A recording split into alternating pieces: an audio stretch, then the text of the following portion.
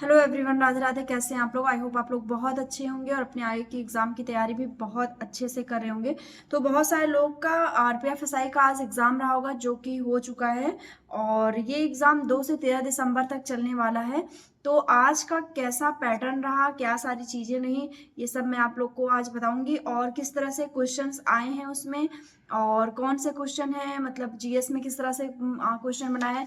क्योंकि मैं एनालिसिस कर रही थी इसका, तो मुझे एक चीज समझ में आया, ये चीज कि जीएस जो है वो अच्छे खासे लेवल का आया है, जो कि हमेशा से ही एग्जाम में अब आने लगा है कि जीएस का लेवल वो बढ़ा दिया गया है। जैसा कि आप लोगों ने यूपीपी में भी देखा होगा कि जीएस अच्छे लेवल का आया था, जिसकी वजह से स्कोर काफी ज्यादा लोगों के खराब हुए हैं।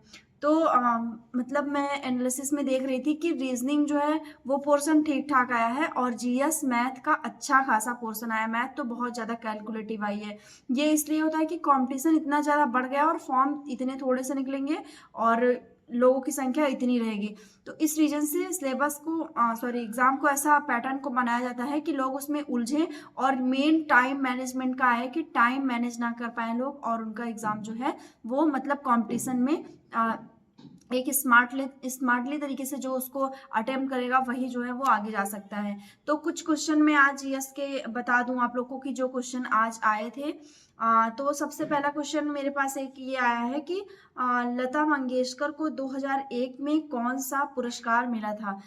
देखिए, जैसे हम लोग सिलेबस में पुरस्कार वगैरह होता है तो हम लोग ज्यादातर कोशिश करते हैं कि करंट में किसको कौन सा प्राइज मिल रहा है या फिर फर्स्ट किसको मिला था हर चीज में, या इनको कैसे। लेकिन अब क्वेश्चन का क्या है कि कोई फेमस अगर व्यक्ति है तो उसको इस सन में कौन सा पुरस्कार, यानी कि अब आपको सारे पढ़ने पड़ेंगे। कोई ये नहीं कि आपने फर्स्ट पढ़ लिया या फिर आपने लास्ट वाला पढ़ लिया या अभी करंट का पढ़ लिया, इससे नहीं। अब आपको ज्यादा से ज्यादा मतलब चीजें जो है वो कवर करने की जरूरत है। तो ये आने वाले शिफ्ट में जिनका भी एग्जाम है वो लोग थोड़ा सा अवेयर हो जाएं और थोड़ा सा देख लें कि किस तरह की पेपर पैटर्न बन रहे हैं और किस तरह के क्वेश्चन उसमें देखने को आ रहे मिल रहे हैं या कैसे आ रहे हैं। तो एक इजी क्वेश्चन भी था कि प्रार्थना समाज की स्थापना कब और किसने की थी। तो ये थोड़ा सा इजी क्वेश्चन हो जाता है क्योंकि आप सब जो है पढ़ ही रहे हैं इतनी दिन से जीएस वगैरह, तो ये क्वेश्चन आप लोग के इजी रहे होंगे। ठीक है, तो जिनका एग्जाम हो गया है उनके लिए मैं बता दूं। उसके बाद एक मेरे पास और ये क्वेश्चन आया है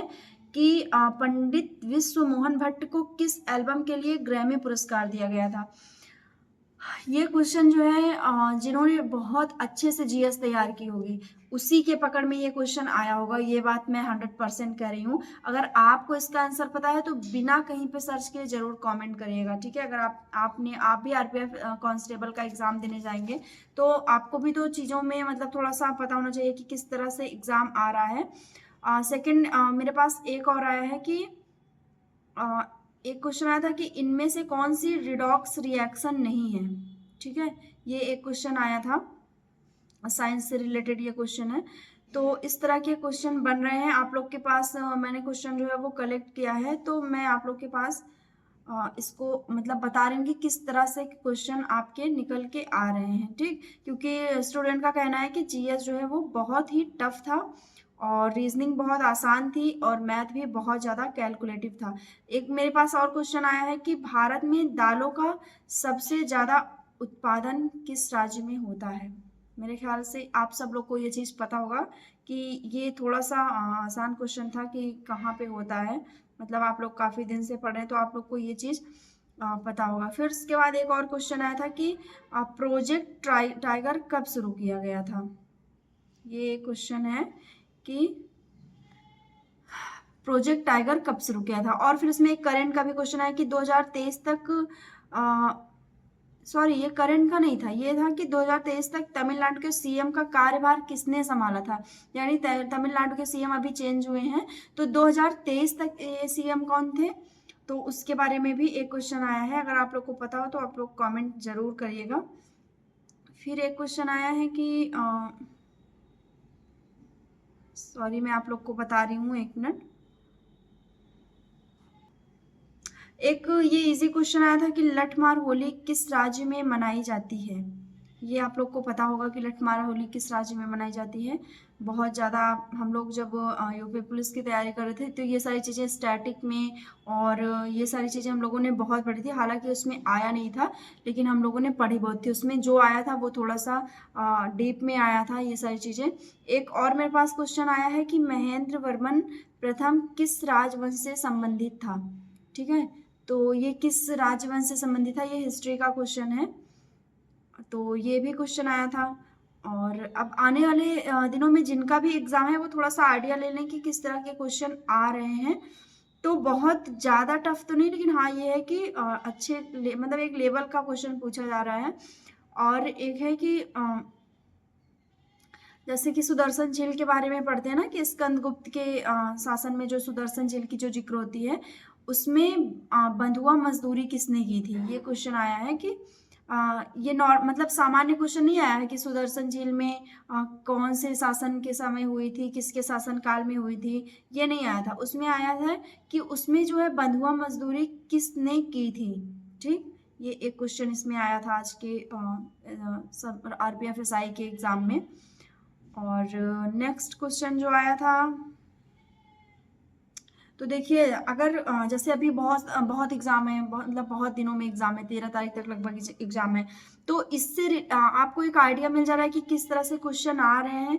तो आप एक मतलब आइडिया लेके आगे बढ़ के और अपनी तैयारी कर सकते हैं। ठीक है, एक और क्वेश्चन आया था, बुक से पूछा गया था कि नील दर्पण पुस्तक के लेखक कौन से हैं। ठीक, एक ये क्वेश्चन हो गया। और नेक्स्ट एक संविधान का क्वेश्चन भी आया था। मैं आप लोग को बता दूं कि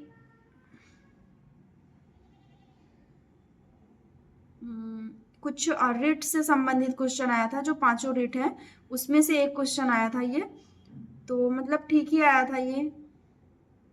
ये कुछ रिट से संबंधित क्वेश्चन आया था। एग्जैक्टली ये क्वेश्चन बता नहीं पा रहे हैं, लेकिन कुछ रिट से ही संबंधित क्वेश्चन आया था। जो 5 रिट है उनमें से एक रिट के बारे में। और एक आया था कि भारत का सबसे पुराना और पहला गोल्फ क्लब कौन सा था। ठीक है, ये एक क्वेश्चन बन के आया था आज के एग्जाम में। तो आप लोग को एक आइडिया लग गया होगा किस तरह से क्वेश्चन आ रहे हैं। एक नेक्स्ट क्वेश्चन मेरे पास और आया है कि बिहार किसान सभा कब बनी थी। ये एक क्वेश्चन आया था। ठीक है, आज के जीएस में। तो ये आप लोग को थोड़ा सा आइडिया लग गया होगा कि किस तरह से पेपर पैटर्न आ रहा है। और RPFSI से ही रिलेटेड जीएस जो है वो RPF कांस्टेबल में भी देखने को मिलता है। ठीक है, तो आप लोग को आई थिंक आइडिया लग गया होगा। और पेपर बहुत ज़्यादा हाई लेवल का नहीं है, इजी मतलब मॉडरेट से हाई तक है। इजी नहीं है, इजी बिल्कुल भी नहीं है वो। जैसे अभी ये क्वेश्चन आप लोग सुन रहे होंगे तो आप लोग को लग रहा होगा कि बहुत इजी क्वेश्चन है, बहुत इजी, इसको तो मैं ऐसे चुटकी में कर दूं। लेकिन जब वहां पे बैठने के बाद आपका दिमाग बंद हो जाता है तो फिर कुछ नहीं समझ में आता कि इसको तो मैं चुटकी में करने वाला था, लेकिन अब ये तो घंटों में भी नहीं सॉल्व हो रहा है। ये कंडीशन होती है। तो किसी भी एग्जाम को आप हल्के में मत लीजिए, लाइट में मत ले लीजिए कि हाँ ये इतने आसान क्वेश्चन आ रहे हैं कि प्रार्थना सभा से एक क्वेश्चन 2 क्वेश्चन अगर आसान देखने को मिल गए हैं तो इसका मतलब ये नहीं होता है कि क्वेश्चन बहुत ज़्यादा आसान आ रहा है। एक और क्वेश्चन मेरे पास आया है कि 2021 में टाइम मैगजीन ने किस भारतीय को फीचर किया था। ठीक है, मतलब जो टाइम मैगजीन जो आती है इंग्लिश की, उसमें किस सॉरी हाँ उसमें किस भारतीय को फीचर किया गया था। तो उसमें कुछ मतलब पॉलिटिशियन के नाम थे, उनमें से एक लोग को फीचर किया गया था। तो ऐसे ही इसका आंसर बन रहा था। तो आप लोग को मैंने बता दिया कि कौन मतलब किस तरह के क्वेश्चन आए और आगे कैसे आएंगे, ये आप लोग को थोड़ा सा आइडिया मिल गया होगा। तो जिनका एग्जाम है वो बहुत ज़्यादा घबराए नहीं। एक मेरे पास और क्वेश्चन आया है कि किसी कृषि क्षेत्र के जनसंख्या घनत्व को शारीरिक घनत्व या वास्तविक जनसंख्या घनत्व कहा जाता है।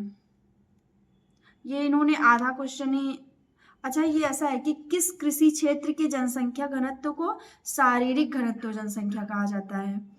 तो ये मतलब आप लोगों ने जब आप थ्योरी पढ़ेंगे जाके तो आपको समझ में आएंगी। और एक और आया है कि भारत में इलेक्ट्रॉनिकी और सूचना प्रौद्योगिकी मंत्री कौन है।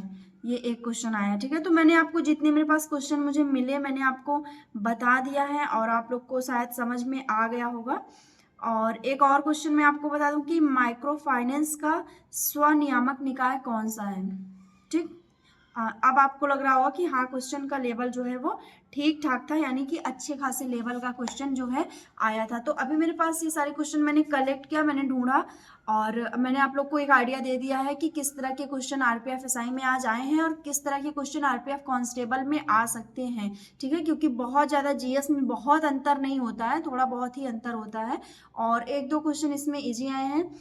बाकी मैथ बहुत कैलकुलेटिव आई है, ये बात मुझे सामने से पता चली कि मैथ जो है वो बहुत कैलकुलेटिव रही है। ठीक है, रीजनिंग ठीक ठाक रही है, क्योंकि रीजनिंग में मतलब आपका जो है जब मेरिट बनेगी तो वो तीनों पोर्शन को लेके बनेगी। ठीक, तो ज़्यादा से ज़्यादा स्कोर करने की कोशिश करिए आप, जितना ज़्यादा स्कोर कर सकते हैं। और एक आइडिया आपको मिल गया है, तो आने वाले दिनों में जिनका एग्जाम है वो लोग अपना उस पर टारगेट करें। ठीक है, मिलते हैं नेक्स्ट वीडियो में, तब तक के लिए बाय, टेक केयर।